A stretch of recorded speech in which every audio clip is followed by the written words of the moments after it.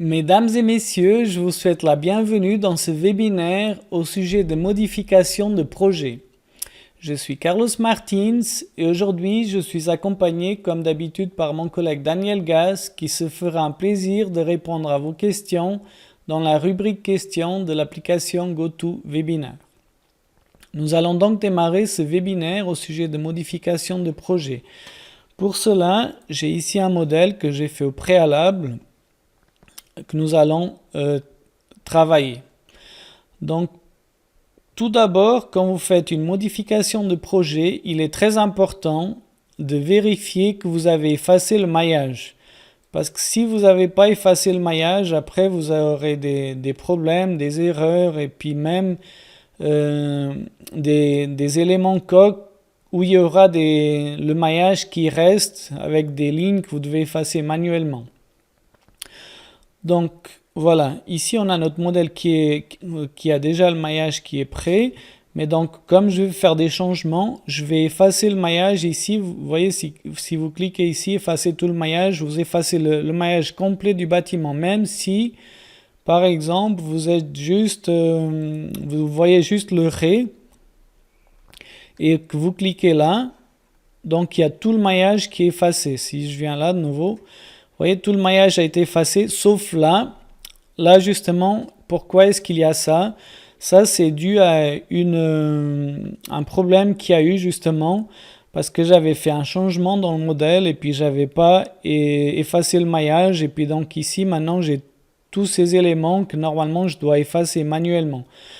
Mais voilà, je vais vous montrer une technique si par hasard vous avez ce problème pour l'effacer au plus vite. Tout d'abord, ici, on active les centres de surface, vous voyez, pour qu'on puisse les sélectionner. Et ensuite, nous pouvons les effacer. C'est beaucoup plus simple. Ensuite, ici, on va mettre de côté. C'est beaucoup plus simple pour sélectionner. Et là, je vais sélectionner cette partie. Voilà. Et là, je mets de nouveau en perspective. Voilà. Ensuite, je peux faire del. Et là, vous voyez, je vais cliquer sur effacer les éléments de surface. J'aurais pu mettre aussi les lignes et les nœuds, mais là je mets tout simplement éléments de surface, voilà. Et je fais valider. Ensuite, vous voyez, il ne reste plus que ces lignes et ces nœuds que je peux effacer tranquillement avec cette commande. Vous voyez, effacer lignes et nœuds non utilisés. En cliquant là, j'ai tous les nœuds et les lignes qui vont être supprimées, qu'on n'a pas besoin. Ensuite, il reste encore les nœuds là. Donc c'est les nœuds intermédiaires. Pour cela, on clique sur cette commande, on fait valider. Et là, tous les nœuds ont été effacés. Ensuite, qu'est-ce que nous avons à faire? Puisque là, cette paroi, on l'a effacée aussi, dû à justement ce problème.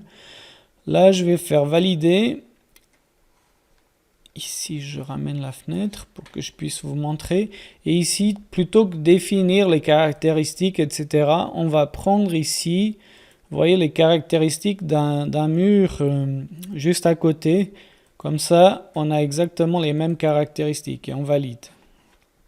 Si on vient là maintenant, voilà, là on a déjà notre mur qui est fait. Ensuite, je voulais vous montrer maintenant le changement, le déplacement d'un pilier. Pour cela, je vais activer ici les calques. Je vais vous montrer comment déplacer un pilier. Ici, par exemple, si je fais un déplacement de pilier, je sélectionne le pilier donc, et la surprofondeur, et là je le déplace, vous voyez, à l'extrémité donc de la place de parc. Seulement voilà, en faisant ainsi, vous voyez ici, j'ai la liaison maintenant qui est en biais. Ça, si vous calculez, ça va quand même calculer, mais voilà, c'est pas très bien comme c'est fait. Alors, il est important quand vous faites cela, soit d'abord ici vous dissociez les éléments de construction et à ce moment-là vous pouvez faire ce déplacement, soit tout simplement, vous pouvez sélectionner votre pilier plus les 3 nœuds que vous voulez déplacer. Et à ce moment-là, vous pouvez déplacer donc votre pilier à l'axe comme prétendu. Vous voyez, là, c'est tout nickel. De même, de ce côté, donc, si je fais la même chose, pardon, là, je n'ai pas bien sélectionné. Voilà. Ici, je déplace. Et voilà. Maintenant, il est déplacé à l'axe. Maintenant, un autre changement que je voudrais faire, c'est voilà, déplacer ce pilier dans le sens voilà, intérieur, côté intérieur, de 25 cm. Qu'est-ce qui va se passer si je le déplace de nouveau de 25 cm? Voilà, si je déplace maintenant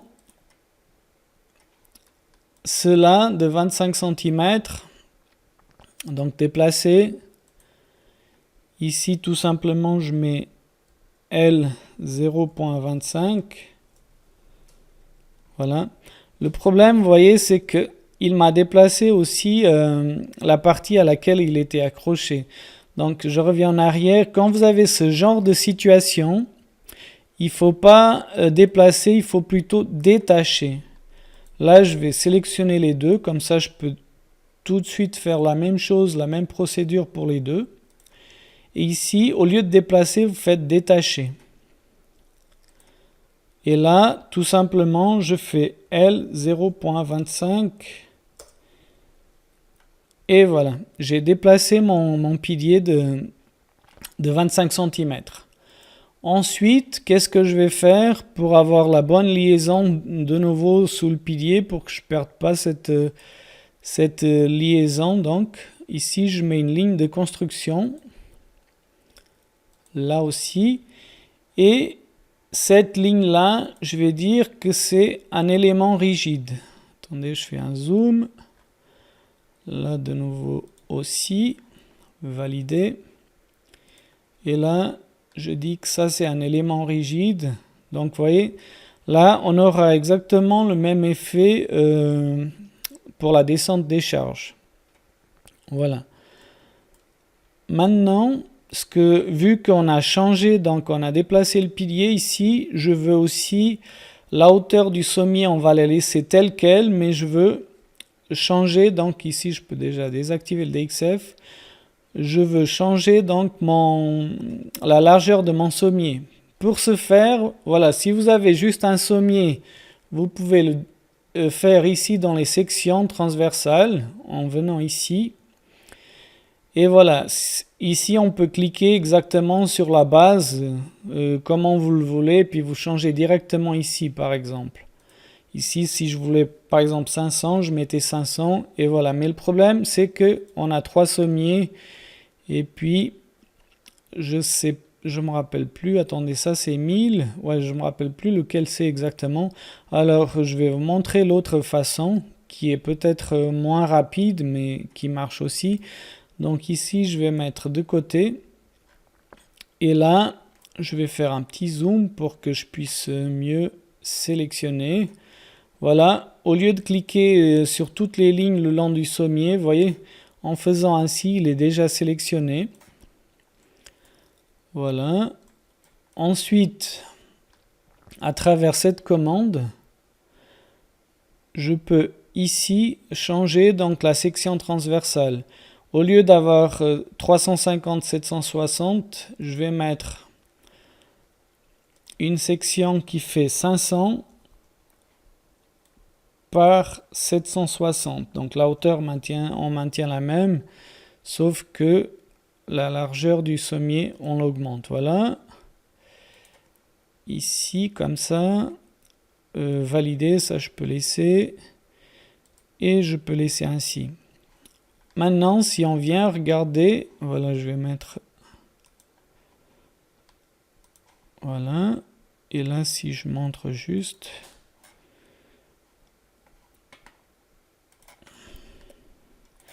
Ah voilà, attendez, il faut que je montre ici. Le sous-sol aussi.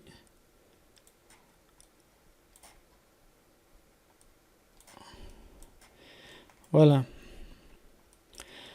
Là, je vous ai montré donc la partie, le sommier qui est un peu plus large, voilà. Comme ça, il arrive pile sur notre pilier. Ensuite, maintenant, je vais vous montrer, peut-être à l'étage.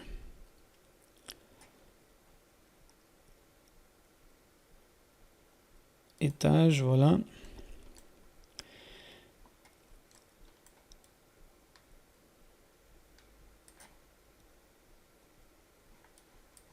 Là, je vais mettre ici, ainsi. Ici, comme vous voyez, par exemple, là, je vais mettre plutôt comme ça. Ici, il manque une fenêtre. Un des changements qu'on va faire, c'est ajouter, par exemple, une fenêtre tout simplement là. Là, comment est-ce qu'on peut faire? Tout simplement en sélectionnant ici une fenêtre. Valider. Et puis là, en copiant, on va copier, donc ici, incrémentiel, puisqu'on a juste une.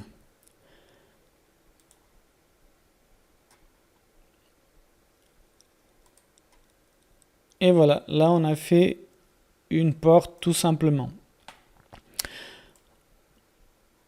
Voilà. Ensuite, je voulais vous montrer encore si... Là, je vais plutôt afficher comme ça.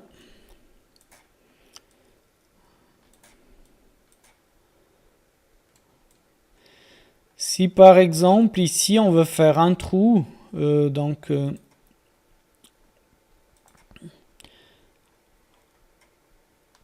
là, on vient dans géométrie. Et ici, vous voyez, on détecte automatiquement ici. On veut faire ici un trou, par exemple, de 2 par 1,2 pour un escalier, etc. Voilà, là, on peut faire notre trou. Ensuite, par exemple, imaginez que à cet endroit-là, vous aviez ça, mais vous voulez mettre une surépaisseur de dalle ponctuelle à cet endroit-là. Là, qu'est-ce qu'on pourrait faire? C'est venir ici avec ça. Et là, je vais sélectionner ça pour avoir juste une idée, ok. Mais là, je vais mettre plutôt avoir 260 au lieu de 240 avec une excentricité de 20 mm. Et là, voilà. Là, on a une surprofondeur dans notre dalle, enfin une hauteur variable dans notre dalle. Ensuite, je voulais vous montrer aussi comment est-ce qu'on peut séparer, parce que des fois, vous voulez avoir différentes zones de dalle. Et vous voulez donc séparer cet élément de, par exemple celle-ci, pour avoir une épaisseur différente de tout l'élément qui est sélectionné là. Pour cela, donc c'est très très simple. Il faut ici, ou alors partir directement avec cette commande, subdiviser domaine. Vous voyez, ici d'abord vous devez sélectionner le domaine. Ensuite, sélectionner les lignes, les domaines à couper. Vous faites valider, sélectionnez la ligne de partage, pardon, voilà. Là, on sélectionne la ligne de partage. Attendez, je vais mettre ça, comme ça je peux voir mieux pour pas me rater, voilà. Ici, vous voyez, maintenant j'ai deux éléments différents. Donc, si on vient là maintenant, ici, imaginons qu'on veut avoir une hauteur de dalle de 260 au lieu de 240, voilà. Et là, par exemple, on met une excentricité de moins 20 aussi. Voilà. Là, on a donc une dalle qui a une épaisseur variable. Aussi, pour les charges, vous voyez, les charges, elles sont automatiquement définies dans cette zone aussi. Maintenant, l'autre changement que je voulais vous montrer, c'est en voyant maintenant de la vue de côté, par exemple. Et là, je vais afficher tous les étages. Voilà. Ensuite, je vais désactiver les charges. Ici, par exemple, maintenant, je veux changer tout simplement la longueur de mes balcons. Donc, si on vient ici, par défaut, la longueur de mes balcons... attendez... Il est verrouillé, le calque. Voilà.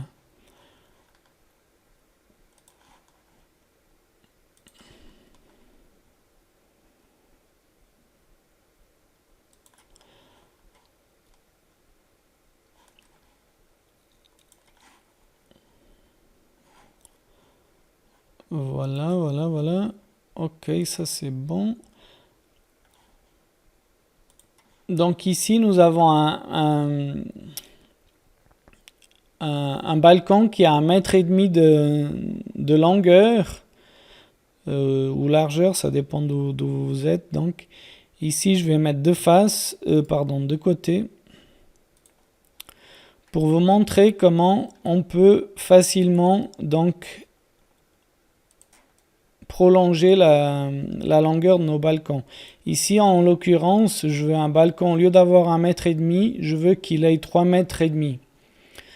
Donc, pour qu'il ait 3,5 m, attendez, ça, je vais désactiver. Tout simplement, là, j'ai sélectionné tous les balcons. Attendez, je vais juste mettre comme ça, c'est plus simple à voir. Et là, on va sur la commande déplacer.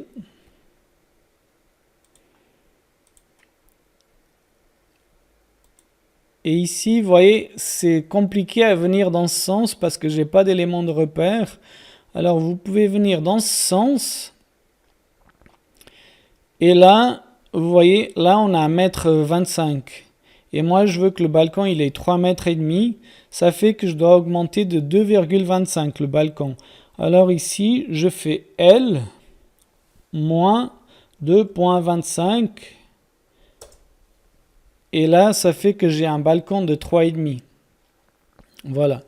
Ensuite, vous voyez, si on fait ici un contrôle, 3,5 m avec cette ligne. Voilà. Ensuite, prochaine étape que l'on doit changer, c'est que voilà, c'est très bien que j'ai augmenté la longueur de mes balcons. Mais maintenant, j'ai besoin d'un pilier au bord parce que sinon, voilà, j'ai de trop gros moments ici à reprendre, etc. pour les consoles. Alors, pour créer des piliers, c'est très simple. Vous partez depuis là et puis ensuite, ici, si vous venez là, normalement, vous allez trouver un point d'accroche. Mais voilà, ça c'est beaucoup plus difficile à trouver ici un point d'accroche et puis des fois vous êtes un peu à côté ou vous ne trouvez pas tout de suite le point. Alors une technique assez rapide, c'est ici, vous voyez, vous trouvez un point parce que le Z, que ce soit là ou ici au milieu, etc., le Z il est toujours le même. Alors je prends ici un point de référence pour avoir le Z et ensuite je mets X0, Y0 et je fais valider. Ensuite, une fois que nous avons fait cela, nous sommes prêts à, par exemple, ici faire, donc à partir de cette ligne, nous allons créer un pilier métal que je peux ici cliquer et définir. On va dire que c'est un pilier métal, par exemple avec cela, exact. Et puis ici, dans les sections, on va dire que c'est un RHS plutôt carré, voilà. On va dire que c'est un RHS 165.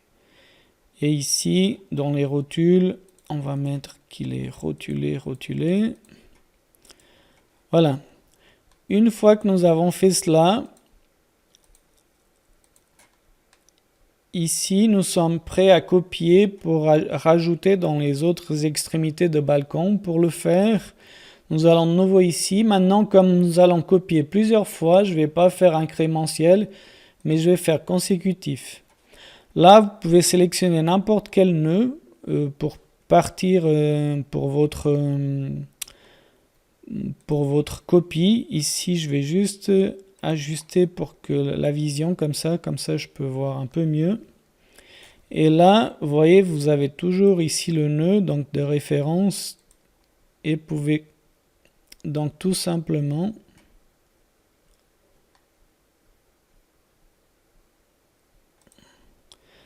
voilà. Ici donc j'ai tous mes piliers qui ont été dessinés en métal. Voilà, ensuite, je voulais encore vous montrer, alors, d'autres changements que l'on peut faire. Si je viens ici, par exemple, à l'étage 3,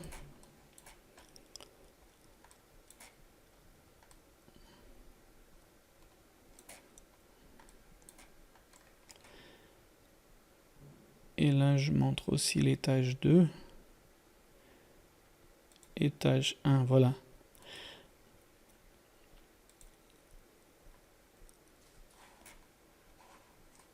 D'abord, j'affiche l'étage 2.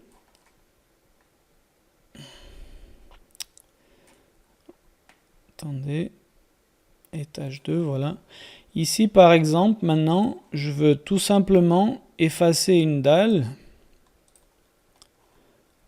Là, je vais de nouveau donc faire comme tout à l'heure. Je vais ici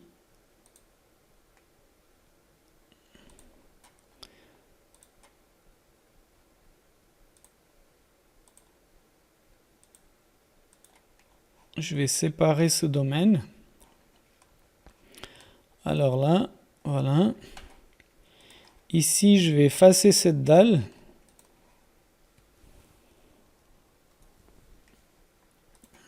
Là, on n'a plus de dalle. Et puis là, je vais donc aller à l'étage d'en dessous.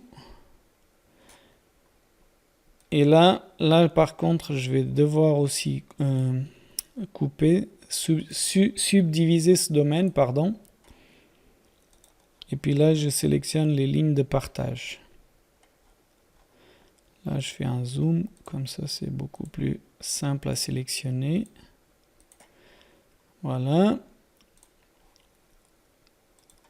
Ah, le polygone, il n'a pas traversé le domaine, apparemment.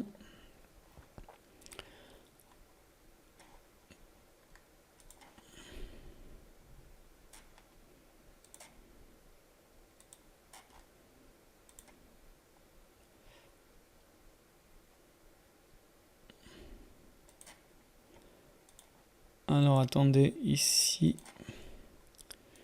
je me suis loupé. Voilà, de nouveau, subdiviser. Ici, je fais valider. Maintenant, je sélectionne les lignes, voilà.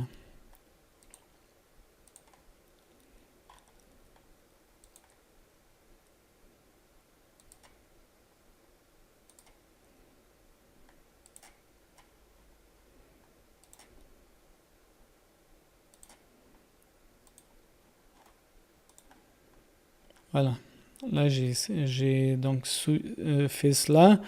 Ensuite ici, vous voyez, maintenant je peux copier cet élément.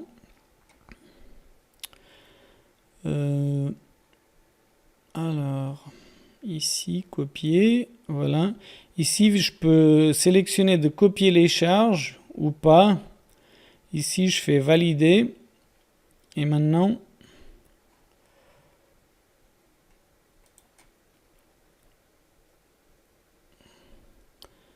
là, je vais afficher, voilà. Et ensuite, je viens de copier, donc, vous voyez, ma dalle. Ça, c'est un autre changement que je voulais vous montrer.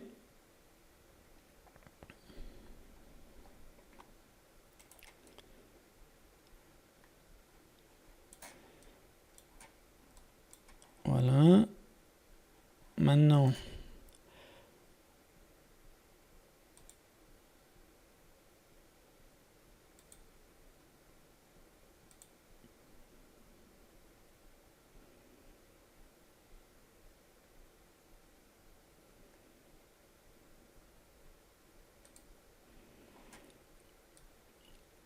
Voilà. Maintenant ici, je vais vous montrer un autre changement, par exemple.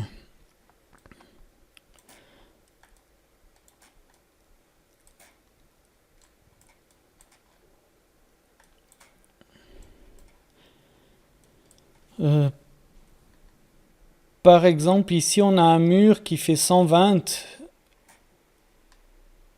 Ce mur-là, je dis par exemple qu'il va faire, au lieu de 120, vous voyez, vous pouvez changer l'épaisseur, le mettre à 150 ou briques, etc.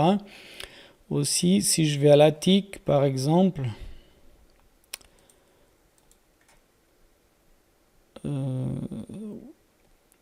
étage 4, voilà, étage 3, c'est ça que je veux montrer.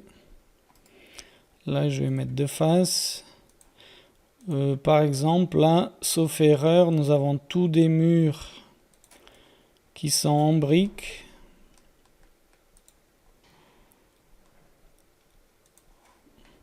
Mais là, par exemple, je veux juste changer l'épaisseur de tous les murs en briques d'un coup. Et ici, je vais mettre, par exemple, qui sont tous à 120, imaginons. Ça, c'est une des manières. Après, imaginez que vous avez une partie des murs. Donc ici, je vais sélectionner des murs qui font 150, par exemple. Ici, dans les parties logiques. Voilà, ça, j'efface ça. Et puis là, j'affiche juste les murs qui sont à 150. Imaginez que ce noyau-là, je veux que tout ce noyau, il soit en béton. Donc ça, c'est facile, je les ai mis en évidence. Maintenant, si vous voulez changer l'épaisseur et le matériau de ce noyau, c'est assez simple. Donc là, on a tout sélectionné. Ici, on vient tout simplement, la fenêtre qui est là. Et puis ici, on va dire qu'au lieu de la brique, c'est du béton. Et ça fait 200 d'épaisseur. Voilà. Ça, c'est aussi une manière de faire pour changer assez rapidement donc nos éléments de mur. Là, si je viens et si j'affiche tous les murs, voilà.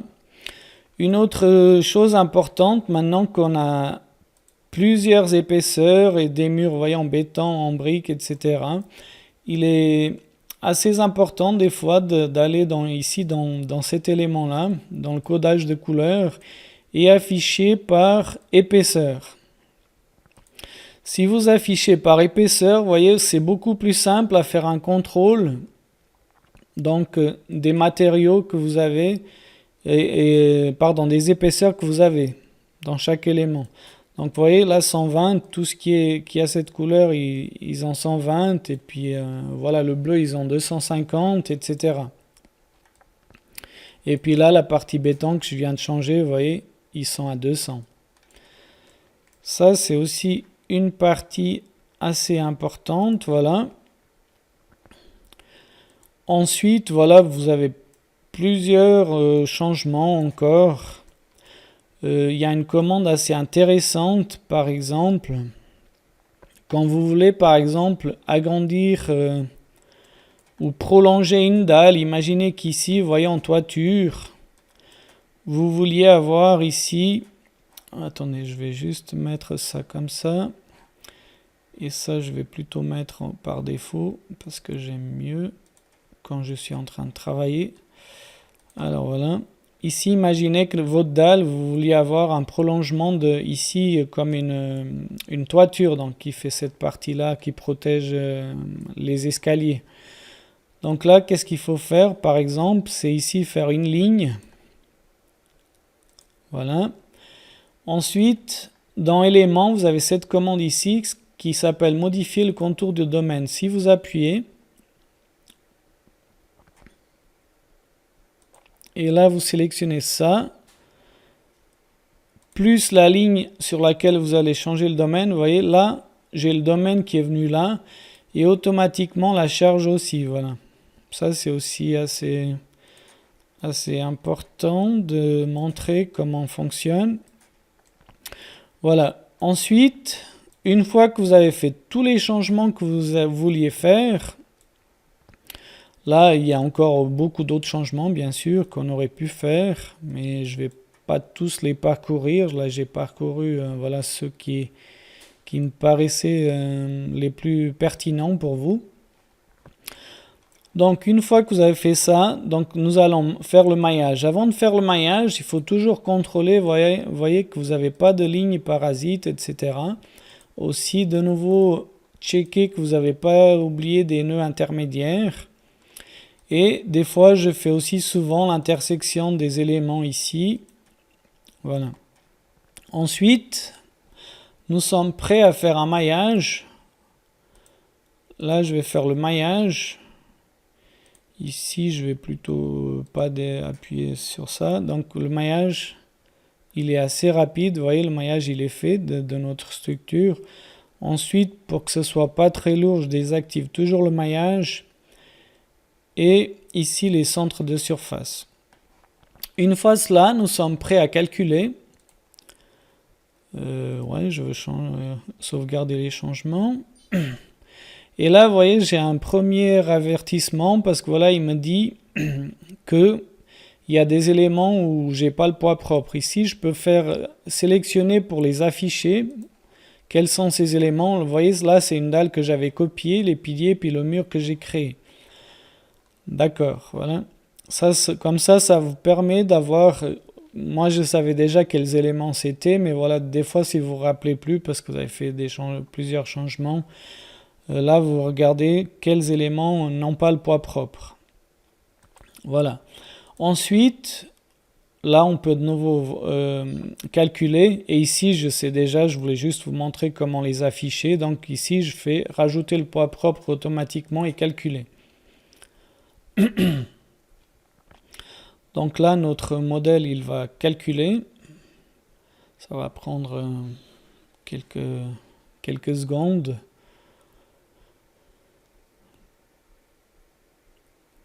J'aurais dû peut-être mettre un maillage un petit peu légèrement plus large, là pour l'exemple, pour que ce soit plus rapide. Mais voilà, en même temps, je peux vous en parler. Donc, plus le maillage il est serré, donc plus votre calcul sera long et plus le fichier résultat il sera aussi, il demandera plus d'espace à votre disque dur, quoi. Mais là, ça n'a pas été aussi long, voilà, c'était pas très long non plus. Donc voilà, ça m'a permis aussi de vous montrer. Donc ici, nous avons notre modèle qui est calculé, vous voyez. Ensuite, qu'est-ce que je voulais encore vous montrer? Voilà, si vous avez fait un rapport, donc dans le concepteur de rapport, automatiquement, vous voyez, tous les changements que vous avez faits, il va les répertorier dans votre rapport. Vous voyez, maintenant ici, j'ai les balcons qui sont beaucoup plus grands. Avant, j'avais des balcons plus petits. Automatiquement, il a mis à jour. Donc, ici, je ne vais pas trop parler du concepteur de rapport, puisqu'il y a déjà des webinaires où on parle du concepteur de rapport. Voilà. Pour aujourd'hui, je pense que j'ai parlé plus ou moins de tout ce que je voulais vous montrer. Alors, comme d'habitude, je vous conseille de vous abonner à notre page YouTube, si vous n'êtes toujours pas abonné à notre page YouTube. Ensuite, vous pouvez, si vous vous abonnez, vous recevez des notifications, etc. Comme d'habitude, la vidéo, elle sera mise en ligne environ dans l'heure qui suit après ce webinaire. Et voilà. Pour ma part, dans cette partie, c'est tout. Donc, je vous souhaite une bonne fin d'après-midi. Et puis, merci beaucoup de m'avoir suivi dans ce webinaire et à très bientôt. Je vous souhaite, pour ceux qui partent en vacances aussi, de bonnes vacances estivales. Et à très bientôt. Merci beaucoup.